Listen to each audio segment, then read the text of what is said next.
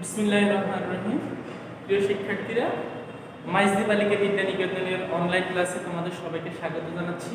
আমি মোহাম্মদ নূর হোসেন, সহকারী শিক্ষক পদার্থবিজ্ঞান।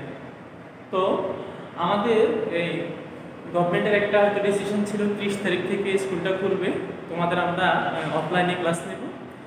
তো সেটা আসলে এই বৈশ্বিক মহামারীর কারণে সম্ভব হচ্ছে না, তাই আমরা অনলাইনে ক্লাসটা নিব।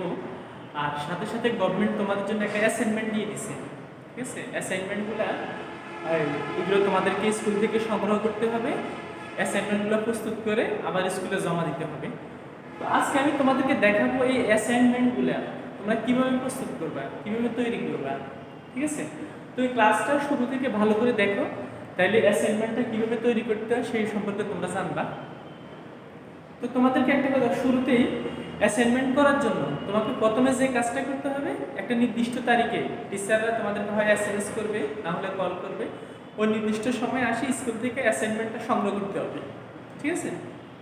তো এটা নেওয়ার পর তোমাকে একটা কাগজের মধ্যে তুমি এই যে কোনো কম্পিউটার দোকানে অথবা স্টেশনারি দোকানে গেলে যাই বলবো আমাকে 60 গ্রাম, ঠিক আছে, 60 গ্রাম মানে 60 গ্রামের আর কি, ঠিক আছে, 60 গ্রামের 60 গ্রামের অফসেট পেপার, ঠিক আছে, এই 60 গ্রামের অফসেট পেপার কিনবে, ঠিক আছে?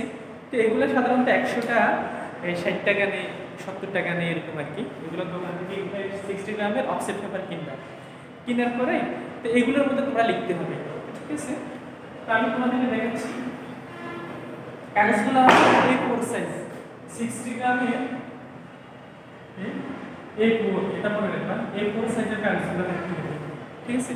তো কাগজটা হচ্ছে ঠিক এরকম, আমি তোমাদেরকে দেখাচ্ছি। মনে করো A4 সাইজ, এই সাইজের একটা কাগজ, ঠিক আছে? এই সাইজের কাগজের মধ্যে তুমি প্রথমে ফ্রন্ট পেজ, ঠিক আছে, একটা শুরুতে যে পেজটা থাকে ওটাকে ফ্রন্ট পেজ বলা হয়, মানে প্রথম পেজটা খুব সুন্দর করে এই প্রথম পেজটার মধ্যে এখানে বড় করে লিখে দিবা মাইজদি, তোমার প্রতিষ্ঠানের নাম লিখবা, যেমন আমি লিখতেছি মাইজদি বালিকা বিদ্যা নিকেতন, ঠিক আছে? আমি মনে করো তোমাকে এখানে প্রতিষ্ঠানের নামটা লিখবে, এরপর এখানে লিখবে অ্যাসাইনমেন্ট নাম 1, মানে আমরা প্রথমে 1 নাম্বার যেটা দিব সেটা 1 নাম্বার, ঠিক আছে? মনে করো তোমাকে এই সপ্তাহে আমরা দুইটা দিচ্ছি, সেটা হচ্ছে বাংলা দ্বিতীয় পত্র আর তোমাকে ধর্ম ও নৈতিক শিক্ষাটা দিচ্ছি।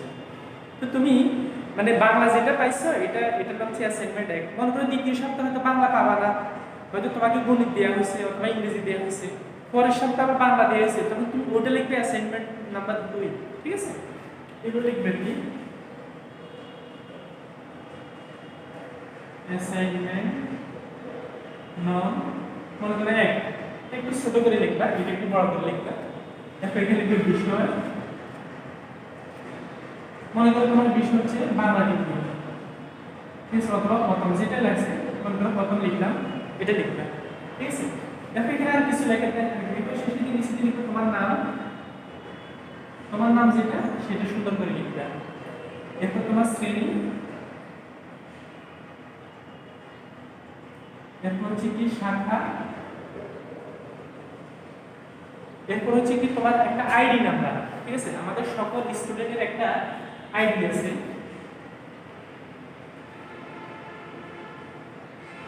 আইডি নাম, এরপর হচ্ছে কি ক্রমিক, ঠিক আছে? মনে করো তোমার নাম তো তুমি জানো, তোমার শ্রেণী মনে করো তুমি 9 এ পড়ো অথবা 8 এ পড়ো অথবা 6 এ পড়ো, যেটা মনে করো তুমি ষষ্ঠ। শাখা হচ্ছে তোমার শাখার নাম হচ্ছে মনে করো জবা, জুই, বেলি, অথবা বিজ্ঞান, ব্যবসা শিক্ষা, মানবিক, তুমি যেটা মনে করো লিখলাম জবা, ঠিক আছে? এটা আইডি নাম্বার অনেক বেশি ইম্পর্টেন্ট একটা জিনিস, ঠিক আছে? আমাদের সকল শিক্ষার্থীর একটা নির্দিষ্ট আইডি নাম্বার থাকে, ঠিক আছে? যারা নতুন ভর্তি হয় তাদের একটা আইডি নাম্বার দেওয়া হয়, এবং কি আইডি নাম্বার এটা একদম ক্লাস 10 পর্যন্ত একই জিনিস থাকে, এই আইডি নাম্বার কখনো চেঞ্জ হয় না, ঠিক আছে? এবং কি একটা আশ্চর্যের বিষয় হচ্ছে যারা নতুন স্টুডেন্ট ভর্তি হয় তাদের এই আইডি নাম্বার জীবনে আর কেউ ব্যবহার করে না। মনে করো তোমার এই আইডি নাম্বার শেষ, তুমি চলে গেছো, আবার নতুন এসছে নতুন আইডি নাম্বার, মানে কারোর সাথে কারো কোনো মিল নেই, ঠিক আছে? এটা তুমি মনে রাখবা। মনে করো তোমার আইডি নাম্বার হচ্ছে এই যে 2021, তারপর শ্রেণী ষষ্ঠ, তারপর 0 3 এভাবে মানে যে কোনো একটা অথবা এ বি সি ডি কিছু একটা থাকতে পারে। তো এই আইডি নাম্বারটা তোমরা তোমাদের ক্লাস টিচার থেকে জানে নিবে, ঠিক আছে? এটা অনেক বেশি ইম্পর্টেন্ট। মনে করো তোমার একটা প্রত্যয়নপত্রের প্রয়োজন হয়েছে, অথবা যে কোনো একটা ছাড়পত্র, অথবা যে কোনো কিছু একটা প্রয়োজন হয়েছে, তুমি আসি ক্লাস টিচারকে যদি শুধু আইডি নাম্বারটা বলো, আমরা কি করবো ডাটাবেস থেকে ওই আইডি নাম্বার ক্লিক করলে তোমার পুরো ইনফরমেশনটা তুমি পেয়ে যাবে, সুন্দর করে আমরা তোমাদেরকে দিয়ে দিতে পারবো। অনেক ক্ষেত্রে স্টুডেন্ট এটা ভুলে যায় আর কি, এটা দিতে পারে না, যার কারণে ওদের জিনিসটা কষ্ট হয়। তো তোমরা আইডি নাম্বারটা মুখস্থ রাখবা, ঠিক আছে? এই আইডি নাম্বারটা তুমি তোমার ক্লাস টিচার থেকে অবশ্যই জেনে নিবে। দেখো ক্রমিক নাম্বার, যেটাকে সাধারণত তোমরা রোল নাম্বার বলো, ঠিক আছে? এটা এখন ক্রমিক নাম্বার, এখন আসলে রোল নাম্বার বলতে কিছুই নেই, কারণ গভর্নমেন্ট এখন কি করছে, মানে প্রত্যেক শিক্ষার্থীর একটা আইডি নাম্বার থাকবে, ঠিক আছে? এই আইডি নাম্বার ক্লাস 10 পর্যন্ত থাকবে। আর ক্রমিক নাম্বার হচ্ছে আমরা আমাদের সুবিধার্থে ক্লাসে একটা সিরিয়াল নাম্বার দিয়ে দিচ্ছি, সেটাই ক্রমিক নাম্বার, ঠিক আছে? এটা তো সবাই জানো, যেটাকে তোমরা রোল নাম্বার বলো, ঠিক আছে? আর কিছুই লেখার দরকার নেই। এই তুমি ফ্রন্ট পেজটা মানে শুরুতে প্রথম পেজটা এভাবে লিখবে, ঠিক আছে? এবার আরেকটা জিনিস হচ্ছে, এই অ্যাসাইনমেন্টটা কিন্তু তোমার একটা ব্যক্তিত্ব প্রকাশ করে, ঠিক আছে? তোমার ব্যক্তিত্ব প্রকাশ করে। একজন শিক্ষার্থীর যে প্রথম পেজটা, তার ডেকোরেশনটা, তার খাতার প্রথম কভার পেজটা দেখে টিচার মূল্যায়ন করে ফেলে এই শিক্ষার্থীটা কেমন, সে কেমন লিখতেছে, তারপর হচ্ছে কি তার ভিতরে কি আছে, সব কিছু কিন্তু টিচার জানি যাচ্ছে। তো এই জন্য তুমি একটু খুব সুন্দর কোনো গসা মাজা লাগবে না, কোনো গসা মাজা ছাড়া চেষ্টা করে একদম পরিষ্কার পরিচ্ছন্নভাবে জিনিসটা লেখার জন্য। এরপর তুমি একটা করতে পারো, এই পেজের মধ্যে খুব সুন্দর করে আলপনা দিতে পারো। মনে করো এখানে তুমি ফুল টুল কিছু আঁকে দিতে পারো, মনে করো এইভাবে বিভিন্ন আলপনাগুলো আঁকে দিলে, ঠিক আছে? তারপর এইভাবে এই পাশে সুন্দর করে আলপনা আঁকে দিতে পারো, এখানে সুন্দর একটা ফুল দিতে পারো, ঠিক আছে? এখানে কিছু একটা দিতে পারো, মানে যাতে তোমার ফেসটা কিভাবে সুন্দর করা যায় তুমি এই জিনিসটা নিজের মাথা থেকে এটা চিন্তা করবে, ঠিক আছে?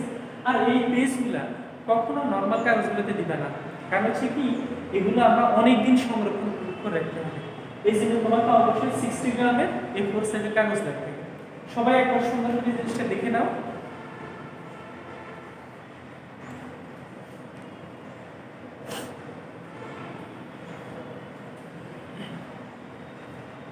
ঠিক আছে, আমি এবার এই জিনিসটা এবার ভিতরের পেজগুলা, ঠিক আছে?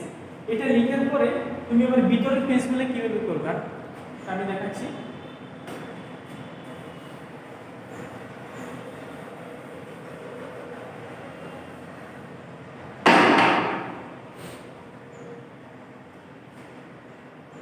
তোমরা যে কভার পেজটা লিখছো, কভার পেজের অপর পৃষ্ঠে লেখা দরকার নেই, ঠিক আছে? উপর পৃষ্ঠে লিখবে না।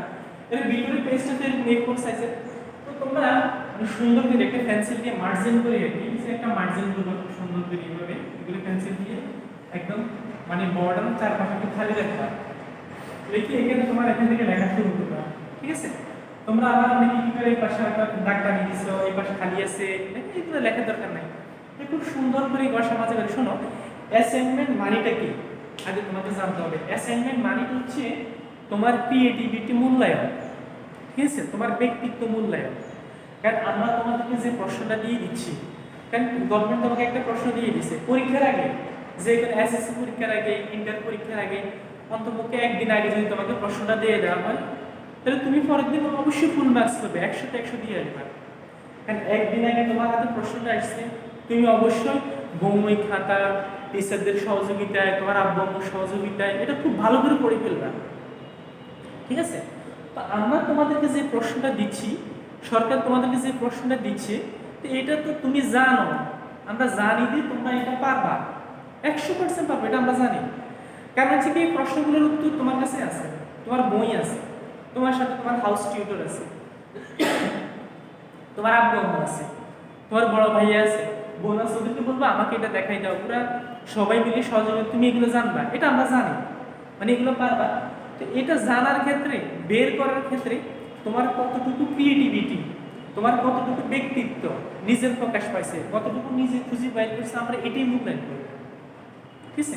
আমরা এখানে তোমার এখানে কোনো নাম্বার দিব না, তোমাকে এই যে 100 নাম্বারের মধ্যে মনে করো আমি 90 দিয়ে দিলাম অথবা 80 দিয়ে দিলাম, এরকম কোনো নাম্বার দেওয়া হবে না, ঠিক আছে? তোমার এখানে কোনো নাম্বার দেওয়া হবে, তোমার এখানে আমরা লিখবো অতি উত্তম, অতি উত্তম, এফ উত্তম, ঠিক আছে। এফ হচ্ছে কি ভালো, এফ হচ্ছে অগ্রগতি প্রয়োজন, ঠিক আছে।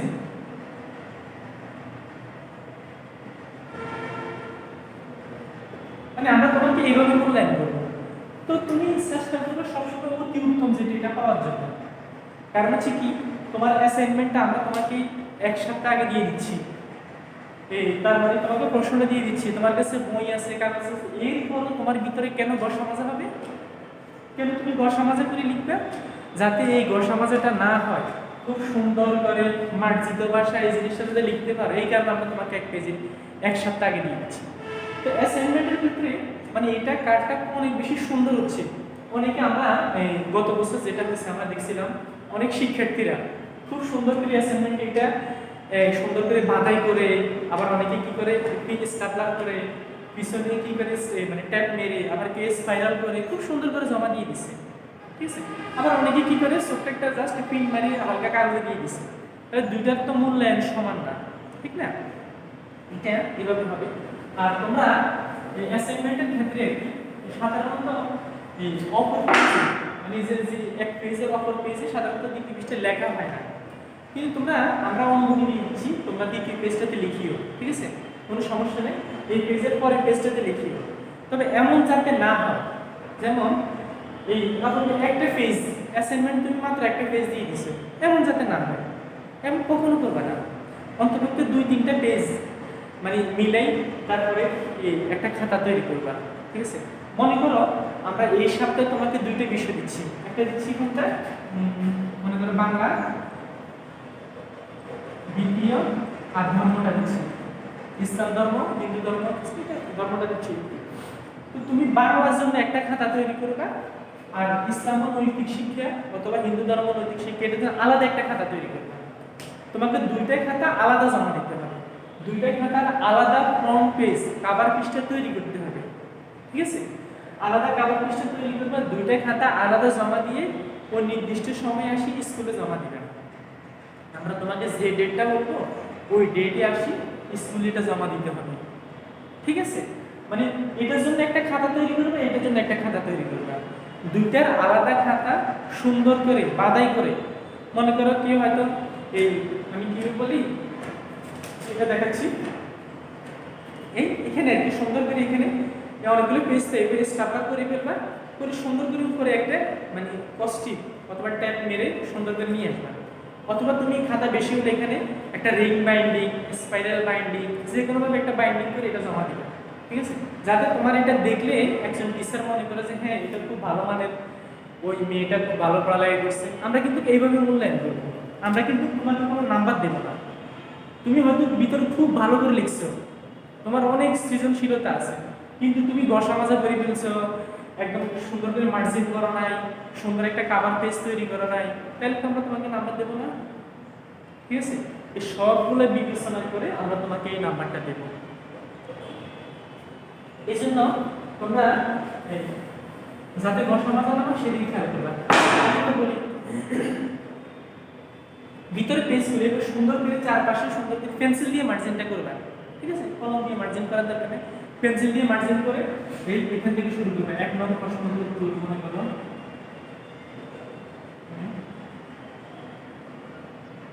উত্তর লিখে খুব সুন্দর করে এখান থেকে শুরু করবা, এখান থেকে শেষ, আবার এখান থেকে শুরু করবা। মনে করো একটা লাইন এখানে শেষ হয়েছে, আবার দ্বিতীয় লাইন এখান থেকে শুরু করবা, ঠিক আছে। এইভাবে শুরু করে এখানে খুব সুন্দর করে এটা মার্জিত করে নিয়ে আসবা, ঠিক আছে।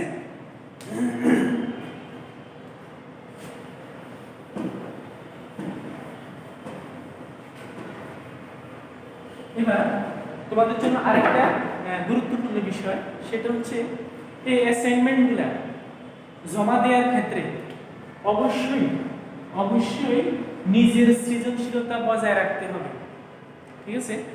আমরা যারা টিচার আছি, নিচে লিখতেছি,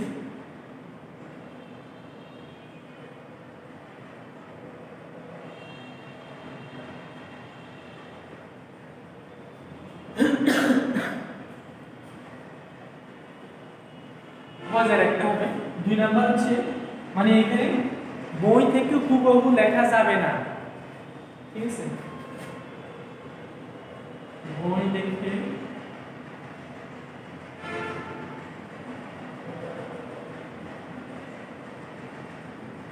বই দেখে তোমাকে হুবহু লেখা যাবে না, বই দেখে লিখতে পারবে না।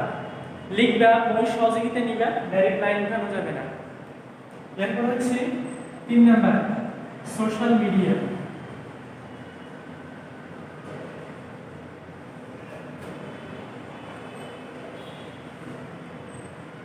সোশ্যাল মিডিয়া, ইউটিউব অথবা অন্যান্য যে কোনো মাধ্যম আছে, আমরা নিজেরা এইসব সামাজিক মাধ্যমগুলোতে বিচরণ করি, আমরা দেখি। এগুলো দেখি সরাসরি উঠে দেওয়া যাবে না, ঠিক আছে?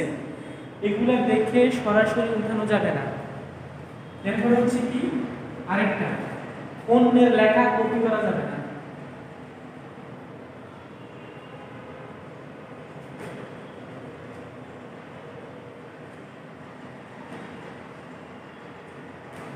আরেকজনে মনে করে একটা সুন্দর সে কভার পেজ বানাইছে, সে সুন্দর করে ভিতরে লিখেছে, তুমি এটা লুকে লুকে ওটা দেখে দেখে উঠে ফেলছো, এমন করা যাবে না। যদি এগুলো করো তাহলে আমরা তোমাকে ওইভাবে মূল্যায়ন করবো না, ঠিক আছে? আমরা এই খাতাগুলা খুব স্ট্রাইটলি ভাবে, খুব ভালোভাবে এগুলো দেখবো, ভালোভাবে মূল্যায়ন করবো। সুতরাং তোমাকে এই জিনিসগুলো অবশ্যই ফলো করতে হবে, অবশ্যই অবশ্যই ফলো করতে হবে। তুমি, আমি আবার বলতেছি, নিজের সৃজনশীলতা সেখানে বজায় রাখতে হবে। বই থেকে হুবহু লেখা যাবে না। সোশ্যাল মিডিয়া, ইউটিউব, তারপর ইনস্টাগ্রাম, যেগুলো পেজগুলোতে এগুলো অনেকে কি করে সলিউশনগুলো দিয়ে দেয়, মানে সরাসরি সেখান থেকে আনা যাবে না। আর অন্যের লেখা কপি করা যাবে না, ঠিক আছে? এগুলো না করে নিজ থেকে লিখতে হবে। আর একান্ত কোনো সমস্যা, তুমি কোনো কিছু বুঝতেছো না, তোমার এটা কিভাবে লিখতে হবে বুঝতেছো না, অথবা কি হবে, তুমি অবশ্যই তোমার ক্লাস টিচারের সহযোগিতা নিতে পারবা, ঠিক আছে? আমাদেরকে তোমরা যে কোনো সময় নক করবা, কল দিবা, আমরা বিরক্ত হবো না, তোমাদেরকে আমরা এটা বুঝিয়ে দিব, ঠিক আছে? আর আমরা প্রতিদিনের প্রায় স্কুলে আসি, তোমরা সেখানে যে কোনো সহযোগিতার জন্য স্কুলে আসি, আমাদের সহযোগিতা নিতে পারো, বলতে পারবো স্যার আমি এটা বুঝি না, এটা কিভাবে করতে হবে, মানে এই জিনিসগুলো আমরা অবশ্যই অবশ্যই তোমাদেরকে সহযোগিতা করবো। তবে অবশ্যই তোমার অ্যাসাইনমেন্টটা যাতে সুন্দর হয়, পরিচ্ছন্ন হয়, এটার দিকে অবশ্যই খেয়াল রাখতে হবে, ঠিক আছে? মানে তোমাদের যত ধরনের সহযোগিতা দরকার আমরা করবো, কিন্তু যাতে তোমার অ্যাসাইনমেন্টটা পরিচ্ছন্ন হয়, সুন্দর হয়, এটার দিকে যাতে একজন তোমাকে মূল্যায়ন করতে পারে, ঠিক আছে? এই মূল্যায়নটা কিন্তু অনেক কিছু। যেমন একজন শিক্ষার্থী তার শেয়ারের মধ্যে তার ব্যক্তিত্ব ফুটে উঠবে, তার লেখার মধ্যে তার ব্যক্তিত্ব ফুটে উঠবে, তার কাজকর্ম এগুলোর মধ্যে ব্যক্তিত্ব ফুটে উঠবে।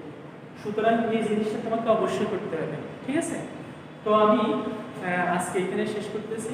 এরপরেও যদি তোমাদের অ্যাসাইনমেন্ট সংক্রান্ত অথবা কীভাবে লিখতে হবে কোনো প্রশ্ন থাকে, কোনো কিছু জানার থাকে, অবশ্যই আমাকে জানাবা অথবা কমেন্ট বক্সে জানাবা। তো সবাইকে অনেক বেশি শুভেচ্ছা, অভিনন্দন, ভালো থাকবা, আল্লাহ হাফেজ।